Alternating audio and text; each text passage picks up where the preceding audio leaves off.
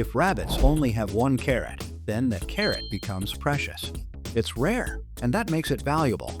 But if rabbits start growing a whole bunch of carrots, suddenly carrots are everywhere. They're not as special anymore. That's how value drops when there's too much supply. This is a simple example of demand-pull inflation. Now imagine the rabbits really want more carrots, but the bunny farmer keeps producing the same amount. What happens? Carrots become harder to get, and prices rise. That's demand rising faster than supply. Still demand-pull inflation. But here's another case. Say carrot demand stays the same, but the bunny farmer has fewer carrots to harvest. Maybe there was a storm, or some greedy mole ate half the crop. With fewer carrots available, the remaining ones become rarer and more expensive. That's called cost-push inflation. Prices rising because supply dropped. Now, let's say the bunny buys a carrot, munches it, and life is great. But then, the bunny tells all its rabbit friends about the amazing carrot shop. The shop gets swarmed. Everyone wants a carrot. The farmer scrambles to plant more carrot seeds, but those seeds are now more expensive. To cover the higher cost, the farmer raises the carrot price. That's an example of monetary inflation, where the cost of producing things goes up, and those costs get passed down to the buyer. Now imagine the number of rabbits stays the same, the number of carrots also stays the same, but suddenly every rabbit has way more leaves which they use as money to spend. Even though nothing else changed, the value of each leaf drops. So carrot prices go up, because leaves aren't worth as much anymore. That's what hyperinflation can look like.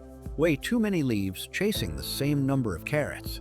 The rabbit government tries to fix this by printing even more leaves, thinking this will help bunnies afford their favorite snack. But it backfires. More leaves means more carrot buying, and prices rise again. To catch up, they print more leaves, and prices jump again. This cycle repeats. More leaves, higher prices, again and again. It gets silly fast. Eventually, the government gives up on leaves entirely and starts using sticks as a new currency. Sticks are supposed to be better. But are they?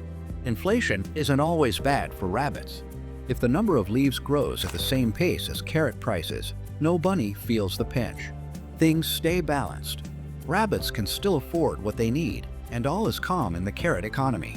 But if leaves increase and carrot prices stay low, then rabbits feel rich, more buying power for the same cost.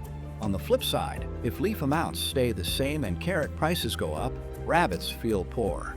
Carrots are harder to get, and every bite costs more. Poor rabbit. Sad rabbit. And honestly, that rabbit could be any of us. So what's a clever rabbit to do? To avoid inflation's bite, a rabbit should plant carrots, or in financial terms, invest. Carrots grow over time, just like smart investments. And that growth helps fight the rising cost of living. Sometimes, inflation gets a little too carrot crazy, but understanding it helps every rabbit make smarter choices.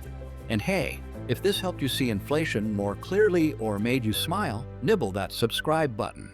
It helps more rabbits find their way.